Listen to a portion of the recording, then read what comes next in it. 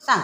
ना घरी गेलं की ना कपडे काढून ना व्यवस्थित ठेवून बॅग व्यवस्थित ठेवून आणि ना जेवण व्यवस्थित आणि दुपार झाले की झोपून व्यवस्थित मग संध्याकाळ झालं की चहा पिऊन व्यवस्थित आणि मग रात झाल्या की जेवण व्यवस्थित आणि झोपून व्यवस्थित आणि आंघोळ करून व्यवस्थित आणि अभ्यास.